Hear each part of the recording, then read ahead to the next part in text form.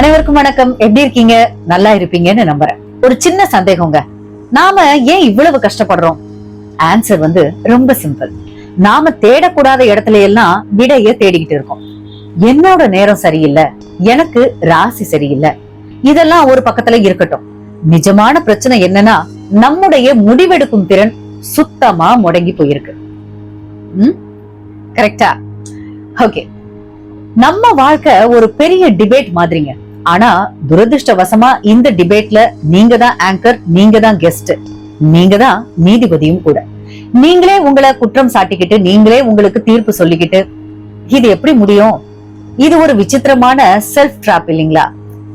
இன்னைக்கு tarot cards பார்க்க போறோம். ஆனா ஒண்ணு மட்டும் தெளிவா புரிஞ்சுக்கோங்க, இந்த கார்ட்ஸ் உங்களுக்கு ஜாக்பாட் அடிக்கும்னு சொல்லாது. நீங்க பண்ணிட்டு இருக்கிற அந்த முட்டாள்தனமான விஷயங்களை நிறுத்திட்டா எப்படி நீங்க ஜெயிக்கலாம்னு மட்டும்தான் இது சொல்லும். ஓகேங்களா? நம்மளோட சேனலுக்கு வர்றதுக்கு முன்னாடி ஒரு விஷயம் முடிவு பண்ணிக்கோங்க. இங்க ஸ்வீட், அதாவது சுகர் கோட்டிங் கிடைக்காது. ஆனா வாழ்க்கைனா என்னங்கிற கசப்பான மருந்து மட்டும் தாராளமா கிடைக்கும். ஏன்னா உண்மைய சொல்றதுக்கு எனக்கு தைரியம் இருக்கு, கேக்குறதுக்கு உங்களுக்கு தைரியம் இருக்கா? வாங்க இன்னைக்கு கார்ட்ஸ் என்ன சொல்லுதுன்னு பார்க்கலாம். அடுத்தவன் உங்களை வெறுப்பேத்தும் போது நீங்க துள்ளி குதிக்கிறத பார்த்தா, அதாவது நீங்க ரியாக்ட் பண்றத பார்த்தா எனக்கு தான் சிரிப்பு வருது. இன்னைக்கு நாம பார்க்க போற விஷயம் உங்க வாழ்க்கைய மாத்த போற ஒரு செம்ம மேட்டர். யாருக்காவது கோவம் வருதா? ஏதாவது ஒருத்தன் உங்களை பார்த்து நீ ஒண்ணும் இல்லைன்னு சொல்லிட்டானா உடனே பதில் சொல்லணுமா? எதிர்த்து கத்தணுமா? அட, இதெல்லாம் எவ்வளவு பெரிய முட்டாள்தனம்னு எப்பதான் புரிய போகுது? உங்களை கோவப்படுத்தினா அவன் ஜெயிக்கிறான் இல்லைங்களா? நீங்க ரியாக்ட் பண்ணா அவன் உங்களை ஆட்டு வைக்கிறான். நிஜமான ஸ்டோயிக் வாழ்க்கை அப்படின்னா என்னன்னா, அது அமைதியா இருக்கிறது இல்லைங்க, அது ஒரு செம்ம டெக்னிக். யாராவது உங்களை வம்புக்கு இழுத்தா நீங்க அமைதியா இருங்க. அவன் என்ன நினைக்கிறான்னு தெரியுமா? ஏன் பதில் சொல்லலன்னு குழம்புவான். அவன் டென்ஷன் ஆகி வெடிச்சு சிதறுவான். ஆனா நீங்க ஒரு பாறாங்கல் மாதிரி அசையாம நின்னுக்கிட்டு அவன் பண்ற கூத்தெல்லாம் வேடிக்கை பாருங்க. உங்க மௌனம் அவனுக்கு ஒரு பெரிய தண்டனை. அவன் கத்த கத்த உங்க மௌனம் அதிகமாகணும். எதுக்கு பதில் சொல்லணும்? எதுக்கு விளக்கம் கொடுக்கணும்? நீங்க யாருன்னு உங்களுக்கு தெரியாதா? அவன் சொல்றத கேட்டு நீங்க மாறணுமா? நிச்சயமா இல்ல.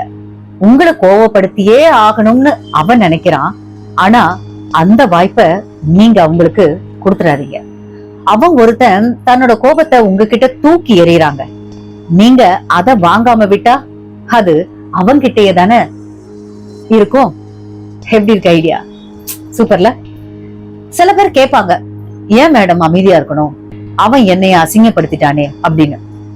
நீ ரியாக்ட் பண்ணாத வரைக்கும் அவன் உங்களை அசிங்கப்படுத்தல. புரியுதுங்களா? நீங்க ரியாக்ட் பண்ணும் போதுதான் நீங்க அந்த அவமானத்தை அக்செப்ட் பண்றீங்க, ஏத்துக்கிறீங்க. நீங்க அமைதியா இருக்கும்போது நீங்க தான் அந்த இடத்துக்கே ராஜா. உங்களை யாருமே அசைக்க முடியாது. நீங்க ஒரு பௌர்ணமி நிலா மாதிரிங்க. யாரு என்ன கத்துனாலும் உங்க அமைதி குறையாது. இங்க பாருங்க, எல்லாருக்கும் ஒரு ஈகோ இருக்கு. நீங்க ரியாக்ட் பண்ணா உங்க ஈகோ அவன் கைக்கு போயிடும். ஆனா நீங்க மௌனமா இருந்தா அந்த ஈகோ உங்ககிட்டயே இருக்கும். இது ஒரு பெரிய கேம்ங்க. உங்களை யாரும் கட்டுப்படுத்த முடியாது. உங்களோட உணர்ச்சிகள் உங்க கண்ட்ரோல்ல இருக்கணும். அவன் என்ன சொல்றான், எப்படி சொல்றான், அதெல்லாம் முக்கியமே இல்ல. உங்க மனசுதான் முக்கியம். நீங்க ஒரு ஸ்டோயிக் மாஸ்டர் ஆகணும்னா முதல்ல அந்த ரியாக்ட் பண்ற பழக்கத்தை விட்டுடுங்க. யாராவது ஒருத்தன் உங்களை பார்த்து கேலி பண்ணா சிரிச்சுட்டு போயிட்டே இருங்க. அதுதான் அவனுக்கு கொடுக்கிற பெரிய அடி. அவன் எதிர்பார்க்கறது உங்களோட கோபம். நீங்க அதுக்கு பதில் உங்க அமைதியை கொடுத்தா அவன் செத்துருவான், மனசுக்குள்ளேயே செத்துருவான். சில சமயம் அந்த அமைதி அவன் மண்டைய பிச்சுக்குங்க. ஏன் அவன் அமைதியா இருக்கான்? நான் சொன்னது அவனுக்கு புரியலையா? இல்ல நான் சொல்றது அவனுக்கு தகுதியானதே இல்லையா? அப்படின்னு இந்த மாதிரி எல்லாம் அவங்க யோசிக்க ஆரம்பிச்சிருவாங்க. அந்த குழப்பம்தான் உங்களுக்கு வெற்றி. உங்க அமைதி அவன் கோபத்தை விட ரொம்ப ஸ்ட்ராங் ஆனது, அதான் வலிமையானது. இது வெறும் அமைதி இல்ல, இது ஒரு ஆயுதம். எல்லாருக்கும் புரியாதுங்க, ஆனா புத்திசாலிங்க புரிஞ்சுப்பாங்க. எந்த ஒரு சூழ்நிலையிலும் பதட்டப்படாம இருக்கிறது ஒரு கலைங்க. அந்த கலைய சீக்கிரமா கத்துக்கோங்க. வாழ்க்கை ரொம்ப ஈஸியா ஆயிருங்க. எல்லாரையுமே திருத்த முடியாது, ஆனா உங்களை நீங்க திருத்திக்கலாம் இல்லைங்களா? மத்தவங்க உங்ககிட்ட என்ன எதிர்பார்க்கறாங்களோ அதை செய்யாம இருங்க. எல்லாத்தையும் இல்ல, ஒரு சிலது, ஓகேங்களா? சில எக்ஸெப்ஷன்ஸ் இருக்கு. அதுதான் சுதந்திரம். இனிமே யாராவது உங்களை வம்புக்கு இழுத்தா ஒரு நிமிஷம் நில்லுங்க, மூச்ச மெதுவா விடுங்க, அமைதியா இருங்க. அவன் என்ன பண்றான்னு பாருங்க. அதுவே உங்களுக்கு ஒரு பெரிய பாடங்க. வாழ்க்கை வாழறதுக்கு தான், வம்பு வளர்க்கறதுக்கு இல்ல. இந்த ஸ்டோயிக் தத்துவத்தை கொஞ்சம் யோசிச்சு பாருங்க, நிச்சயமா உங்களுக்கு புரியும். இன்னும் நிறைய பேசலாம், ஆனா இந்த ஒரு விஷயம் போதும்னு நினைக்கிறேன். இன்னைக்கு இத மட்டும் ட்ரை பண்ணுங்க, ஓகேங்களா? யாருக்காவது கோபம் வந்தா அமைதியா இருங்க, அவ்வளவுதான். மத்தத அப்புறம் பாத்துக்கலாம், ஓகேங்களா? இப்போ நீங்க எல்லாம் அவளோட எதிர்பார்க்கிற டாரோ கார்ட்ஸ், இத வச்சு என்ன சொல்ல போறாங்க அப்படின்னு யோசிக்கிறீங்களா? இப்போ இந்த கார்ட்ஸ்ல என்ன சொல்லுதுன்னு பாக்கலாம். உங்க மௌனத்தை பார்த்து அவன் மண்டையில என்ன ஓடுதுன்னு டாரோ சொல்ல போகுது. இது ஒரு ஜெனரல் ரீடிங்க, எல்லாரும் எடுத்துக்காதீங்க. பர்சனல் ரீடிங்னா அது ஒரு வேற லெவல் எனர்ஜி எக்ஸ்சேஞ்ச். கார்ட்ஸ பாருங்க. முதல்ல ஏஸ் ஆஃப் வாண்ட்ஸ், உங்ககிட்ட இருக்கிற அந்த நெருப்பு, ஆனா அந்த நெருப்பை நீங்க எங்க காட்டுறீங்க?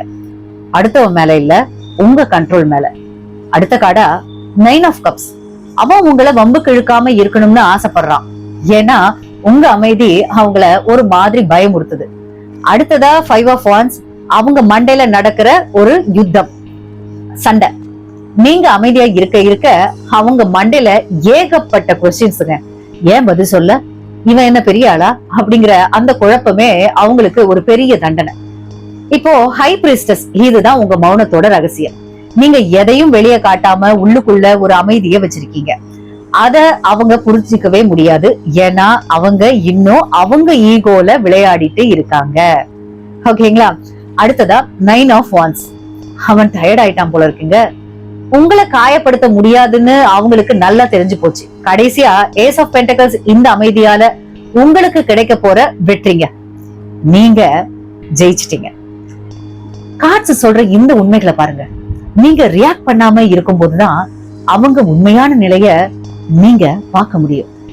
இந்த ரீடிங் உங்களுக்கு பிடிச்சிருக்கும்னு நினைக்கிறேன். மௌனம் வெறும் வார்த்தை இல்ல, அது ஒரு பெரிய சக்திங்க. அதோட முக்கியத்துவத்தை புரிஞ்சுக்கிட்டவங்க வாழ்க்கையில ஜெயிக்கிறாங்க. நீங்க ஏன் இன்னும் அவங்கள விட பெரிய ஆளா மாறாம இருக்கீங்க? பர்சனல் ரீடிங் எடுக்காம நீங்க பண்றது வேஸ்ட். எனர்ஜி எக்ஸ்சேஞ்ச் இல்லாம கார்டு பலிக்காது. இப்போ ஏஞ்சல் நம்பர்ஸ் 555 பாருங்க. உங்க வாழ்க்கையில எஸ் 555 நான் பாத்துட்டு இருக்கேன். உங்க வாழ்க்கையில ஏதோ ஒரு பெரிய மாற்றம் வரப்போகுதுன்னு அர்த்தம். அத நீங்க எப்படி எடுத்துக்க போறீங்க? தயாரா இருங்க, காலம் மாறும். இப்போ ஒரு கேள்வி உங்களுக்காக நான் கேட்க போறேன். உங்களுக்கு பிடிச்ச அந்த சண்டைக்காரன் இருக்காங்க இல்லையா, வம்பு பண்றவங்க, அவங்களுக்கு நீங்க என்ன மெசேஜ் சொல்ல போறீங்க? ஒரு மெசேஜ் கமெண்ட்ல சொல்லுங்க பாப்போம். அவங்க படிச்சா அவங்களுக்கு என்ன ஆகும்னு எனக்கு தெரியும், ஆனா நீங்க தைரியமா சொல்லுங்க. சும்மா இருக்காம இந்த வீடியோவை ஷேர் பண்ணுங்க. பல பேருக்கு இந்த பாடம் தேவை கூட படலாம். புத்திசாலிகள் மட்டும் மௌனத்தோட விலைய புரிஞ்சுப்பாங்க, மத்தவங்க கத்துக்கிட்டே இருப்பாங்க. புரியுதுங்களா? நாம நம்ம வேலையை பார்ப்போம். அமைதியா இருக்கிறது ஒரு கலை. அந்த கலைய கத்துக்கோங்க. உங்க ஈகோவை தள்ளி வைங்க. அப்போதான் உண்மைய பார்க்க முடியும், ஓகேங்களா? இந்த ரீடிங் மூலமா அவங்க மண்டையில என்ன ஓடுதுன்னு புரிஞ்சுதா? இல்லனா மறுபடியும் வீடியோவை பாருங்க, ஓகேங்களா? அடுத்த வீடியோல உங்களை சந்திக்கிறேன். அது வரைக்கும் உங்களிடமிருந்து விடைபெறுவது உங்கள் தேவிகா. நன்றி, வணக்கம்.